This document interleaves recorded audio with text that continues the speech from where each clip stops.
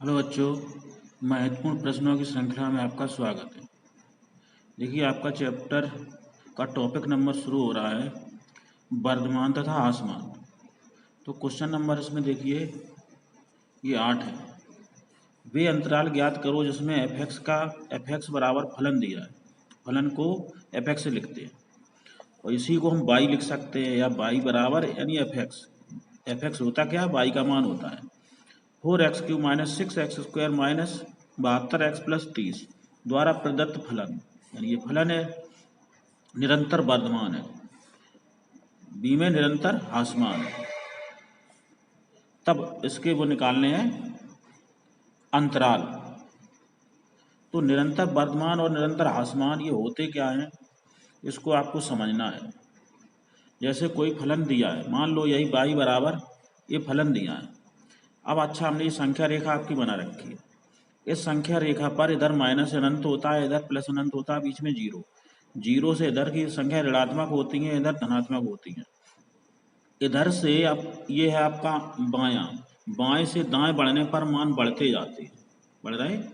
यानी ये -3 है, -2, -1, 0, 1, 2, 3 इधर की ओर बढ़ते हैं। इधर से इधर चले तो घटते हैं।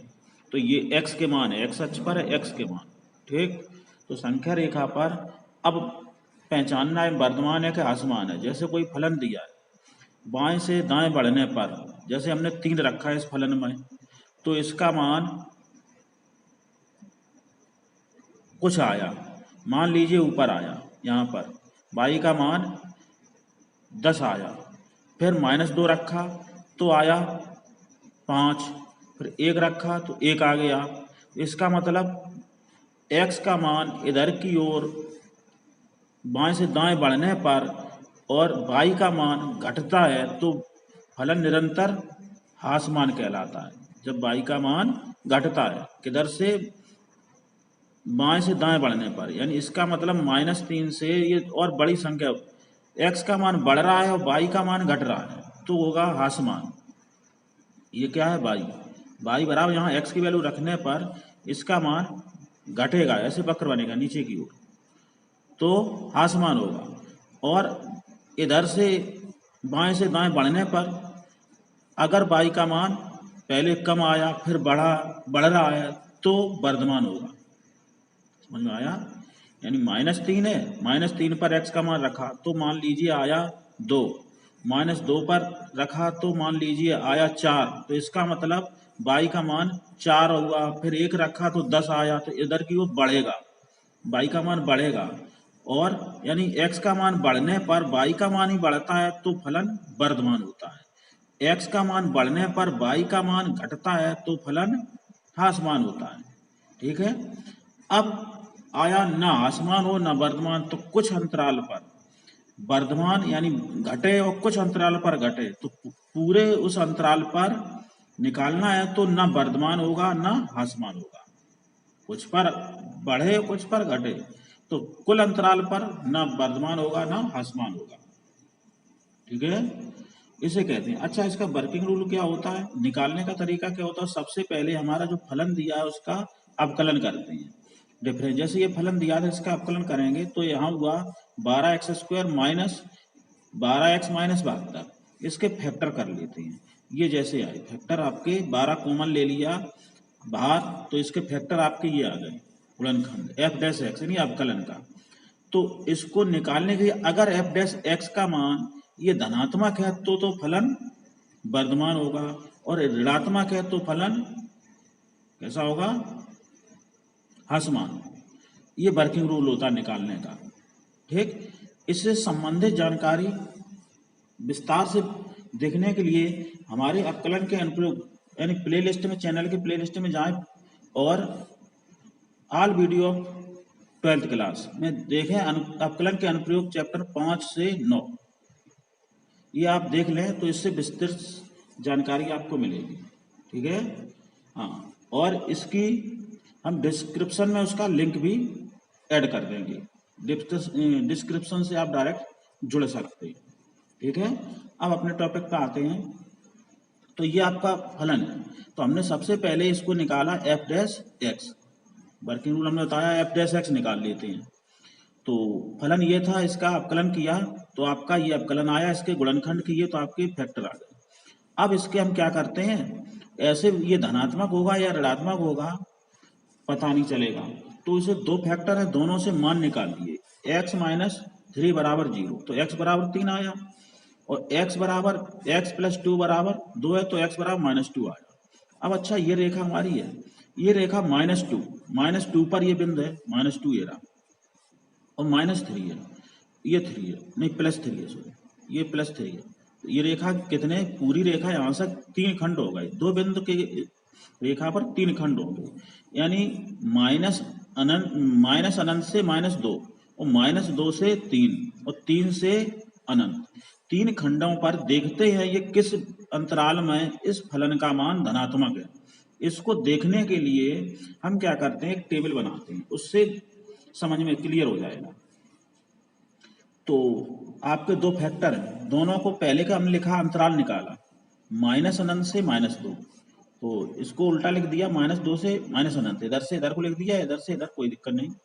फिर -2 से 3, तीसरा अंतराल है, -2 से 3, ये बिंदु आए थे, इससे अंतराल निकाल लिए। 3 से अनंत, आपके 3 अंतराल हो गए। अब तीनों पर अंतराल, अगर ये f' का मान धनात्मक आ जाए तो हो जाएगा आपका वर्धमान, अगर ऋणात्मक आ जाए तो आसमान हो जाएगा। ये पहचानने के लिए हम क्या करते हैं, इस फैक्टर का चिन्ह देखते हैं, तो x माइनस 3 का चिन्ह, इधर x प्लस 2 का चिन्ह, अगर ये दोनों समान होंगे तो ये प्लस हो जाएगा। फिर निकालते f' का चिन्ह, हमें इससे संबंध रहता है, इससे मतलब रहता है।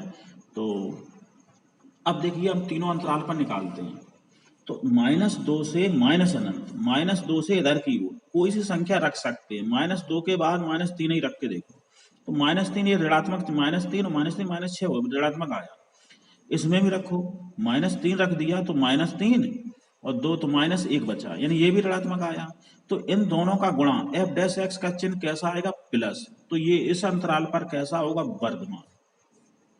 ठीक, इसी प्रकार अब दूसरा अंतराल इधर से आता हूं, -2 से 3, इसके बीच में कोई भी जो मान है वो रख के देख लो, -1 है, 0, 1, 2, कोई सा मान इससे इनके बीच में उठा लो, तो -3, -2 के बाद आपका -1 ही रख लो, तो यहाँ -1 हम रखेंगे, तो -1 और -3 -4 हुआ, यानी ऋणात्मक। इसमें -1 रखा तो ये प्लस हुआ, प्लस का 1 बचेगा, तो प्लस गुणा माइनस, माइनस आया, f' का चिन्ह, इसका मतलब ये हासमान हुआ, इस अंतराल पर हासमान हुआ। फिर 3 से अनंत के बीच में देख लो, 3 आपका कहाँ है, 3 और अनंत के बीच में 4, 5, 6 अनंत तक तमाम संख्याएं आएंगी, 4 ही रख लो, यहाँ 4 रखेंगे तो प्लस हो जाए, 4 - 3 प्लस 4, ये भी प्लस, प्लस बड़े प्लस बराबर प्लस।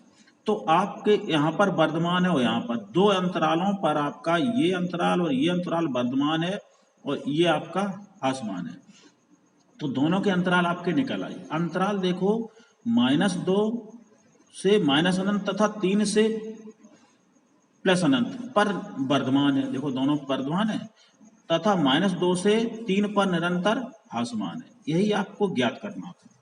ठीक है, हाँ। अब देख क्वेश्चन नंबर 9, सिद्ध करो कि फलन f(x) बराबर cos x। ये फलन दिया है, 3 आंसर देने, a बराबर 0 से पाई में निरंतर हासमान है ये फलन, b पाई से 2 पाई में निरंतर वर्धमान है, c 0 से 2 पाई में ना तो वर्धमान है और ना ही हासमान है। तो हमने बताया था f(x) आपका ये दिया, पहला वर्किंग रूल होता है f'(x) यानी अवकलन कर दो, तो इसका अवकलन हुआ -sin x, differentiate with respect to x, इसका अवकलन -sin x। अब ये माइनस में आया, अब इसकी वैल्यू आपकी माइनस कहाँ कहाँ होती है, तो वहां पर ये हासमान हो जाएगा और प्लस में वर्धमान हो जाएगा, यहीं से पहचान होती है। तो इसमें देखो 0 से पाई साइन, देखो माइनस भूल जाओ, साइन 0 से पाई तक पहले और दूसरे दोनों प्लस होता है, लेकिन ये आगे माइनस लगा तो ऋणात्मक मान आएगा। अंतराल 0 यानी पहला चतुर्थांश 0 से 90 और दूसरा है 90 से पाई यानी 180 के बीच में, तो 0 से पाई 180 के बीच में साइन दोनों में प्लस होता है, लेकिन यहाँ माइनस आगे लगा तो ये कैसा होगा, f' निगेटिव, ऋणात्मक आएगा। एक अतः हासमान है, कैसा फलन इस पे, हासमान है। अब दूसरा देखो, पाई से 2 पाई, एफ एक्स आपका कितना आया था, एफ डैश एक्स यहाँ पर आया आपका माइनस का साइन एक्स। अब दूसरा अंतराल है पाई से 2 पाई, तो ये साइन एक्स यानी पाई का मतलब 180 से 2 पाई के बीच में तीसरा और चौथा दोनों चतुर्थांश आ गए। अब साइन एक्स दोनों में ये माइनस होता है, माइनस और आगे लगा तो ये प्लस हो जाएगा, ऐसा एफ डैश एक्स का मान प्लस हो जाएगा, क्योंकि साइन तीसरे और चौथे दोनों में माइनस होता है, माइनस और ये माइनस प्लस हो गया, अतः निरंतर ये वर्धमान होगा पाई से 2 पाई पर।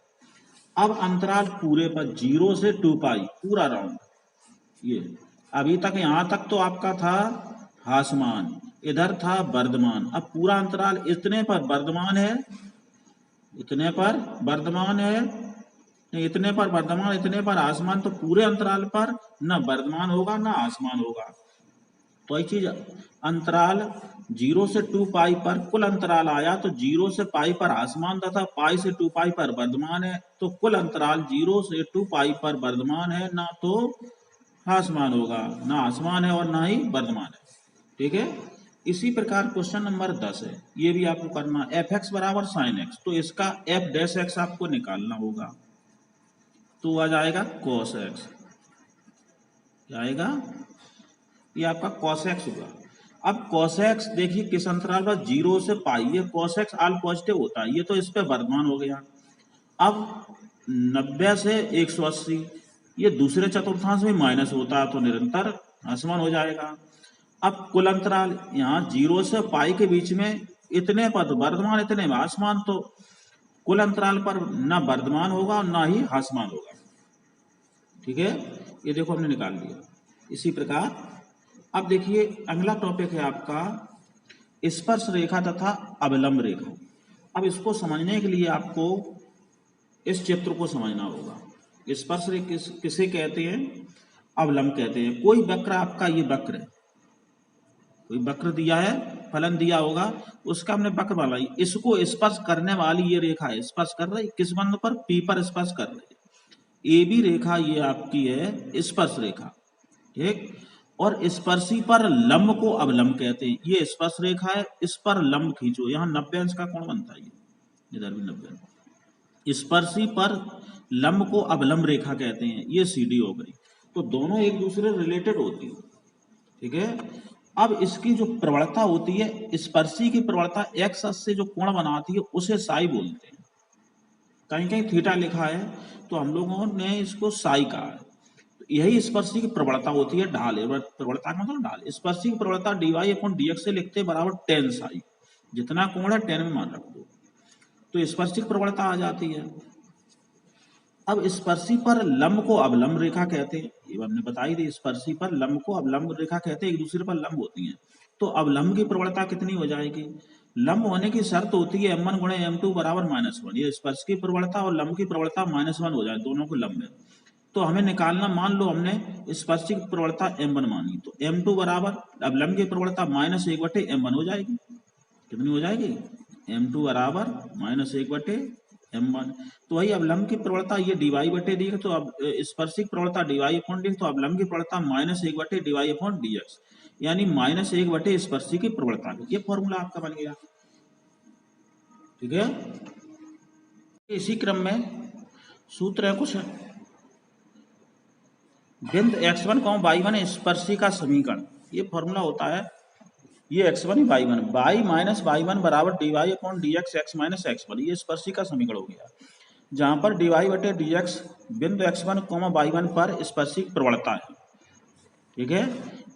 यदि स्पर्शी x अक्ष पर लंब है, x अक्ष पर लंब है, इसका मतलब साई जो हमने बताया था, साई का मान 90, तो tan 90 का मान अनंत, dy/dx अनंत हो जाएगा। यदि स्पर्शी x अक्ष के समांतर है, समांतर का मतलब साई का मान 0 हो जाएगा, यानी कहीं x अक्ष को काटेगी ही नहीं, तो dy/dx tan 0 का मान 0 होता है, तो dy/dx 0 हो जाएगा। इसी क्रम में बिंदु x1, y1 पर अवलंब का समीकरण, ये होता है y minus y1 dy/dx plus x minus x1 बराबर 0। ठीक, इसी से आ जाता है आपका स्पर्शी से, बटे इधर करेंगे, अवलंब की प्रवणता 1/y1 माइनस, तो इधर ले जाएंगे, पच्छा में करके यही फॉर्मूला आपका बन जाएगा। तो अब इसमें देखिए यदि अवलंब x अक्ष पर लंब है तो dy बटे dx का मान 0 हो जाएगा। अवलंब x अक्ष पर लंब है, अवलंब x अक्ष पर लंब है, इसका मतलब स्पर्शी, स्पर्शी कहाँ होगी, x अक्ष पर लंब, तो x अक्ष के समांतर होगी तो 0 हो जाएगी। यदि अवलंब x अक्ष पर, x अक्ष के समांतर है, x अक्ष के समांतर है तो dy अपॉन dx अनंत हो जाएगा अवलंब। ठीक, अब देखिए अगला फॉर्मूला है दो वक्रों का प्रतिच्छेदन कोण ज्ञात करना। प्रतिच्छेदन जैसे दो वक्र हैं, एक ये वक्र है ऐसा, एक ये, कहाँ काट रहे हैं, इनका कोण जो कितने अंश पर काटेंगे, तो ये कोण फॉर्मूला होता है tan थीटा बराबर m1 माइनस m2 बटे 1 प्लस m1 इंटू m2, जहाँ पर m1 m2 दोनों वक्रों की प्रवणताएं हैं। क्या है ये, दोनों वक्रों की प्रवणताएं हैं। यदि इन दोनों वक्रों की प्रवणताएं m1 और m2 दोनों बराबर है, बराबर है तो दोनों वक्र एक दूसरे को स्पर्श करते हैं। बराबर है तो एक, इसका मतलब एक इधर स्पर्श, एक ये इस प्रकार स्पर्श करेगा, स्पर्श करके चला जाएगा। यदि m1 m2 बराबर -1 तो दोनों वक्र एक दूसरे को समकोण पर काटेंगे, जैसे समकोण 90 अंश पर काटेंगे, जैसे ये है ऐसे काटे जाएंगे, 90 अंश का कोण बनाते हैं, समकोण पर काटते हैं। अब देखिए इसको, ये थीटा का मान, दोनों वक्रों के बीच का कोण, प्रच्छेद कोण सदैव न्यून कोण लिया जाता है। न्यून कोण लेने के लिए आपको याद रखना चाहिए यदि m1 और m2 विपरीत चिन्ह के हैं, एक प्लस है एक माइनस है, विपरीत चिन्ह के हैं तो निगेटिव मान में से पॉजिटिव मान घटाना चाहिए तो न्यून कोण अपने आप आएगा। निगेटिव मान को में से जैसे यहाँ घटाते हैं तो निगेटिव से पॉजिटिव, यहाँ प्लस यहाँ माइनस कर देना चाहिए, तो आपका निगेटिव से पॉजिटिव घटाना चाहिए। m1 किसको मानना चाहिए, निगेटिव वाले को, m2 पॉजिटिव वाले को। ठीक, यदि m1 और m2 समान चिन्ह के या दोनों प्लस प्लस हैं या माइनस माइनस है तो संख्यात्मक बड़े मान से छोटा मान घटाना चाहिए तो न्यून कोण आपका आ जाएगा। इसी क्रम में देखिए क्वेश्चन नंबर आपका पहला है, वक्र y बराबर 2x² प्लस 3 sin x के x बराबर 0 पर अवलंब की प्रवणता निकालनी है।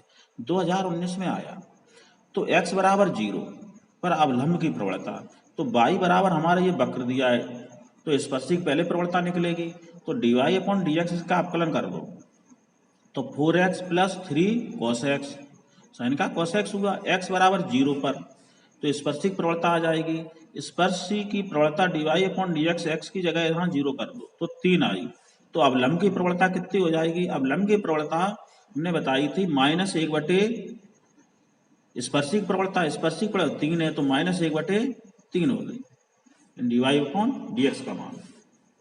क्वेश्चन नंबर 2 है, वक्र y बराबर x² माइनस 4x माइनस 5 के बिंदु x बराबर -2 पर स्पर्श रेखा का समीकरण ज्ञात करना है। 19 और 18 दोनों में आया है, तो y बराबर x² माइनस 4x माइनस 5 समीकरण एक मान लिया। अब इसमें हमें स्पर्शी प्रवणता के लिए बिंदु की आवश्यकता होती है, स्पर्शी निकालने के लिए, क्योंकि जब तक बिंदु हमें नहीं पता होगा, स्पर्शी के लिए हमें किसकी जरूरत पड़ती है, एक तो प्रवणता की जरूरत पड़ती है और एक बिंदु की जरूरत पड़ती है। ये नहीं है तो फिर स्पर्शी नहीं निकल पाती है। तो एक बिंदु दिया है, इसका मान इसमें रख दो तो y का मान निकल आता है, तो x बराबर -2 इसमें रख दो, तो रख दिया हमने तो y का मान 7 आया, तो बिंदु आपके ये निकल आई -2, 7। अब ये बिंदु x1 ये y1 मान लेंगे, लेकिन अब dy अपॉन dx और चाहिए, तो differentiate with respect to x समीकरण 1 का आकलन करने पर, तो यहाँ करेंगे dy अपॉन dx x² का 2x माइनस 4। अब इस बिंदु पर निकालो तो x की जगह -2, y की जगह 7, तो इसमें y है नहीं, केवल x की जगह -2 रख दो, तो dy अपॉन dx -2, 7 पर कितना हुआ, 2 गुणे -2 यानी x जगह -2 -4, तो ये होगा -4 -8 हो गई, dy अपॉन dx आपका प्रवणता आ गई -8।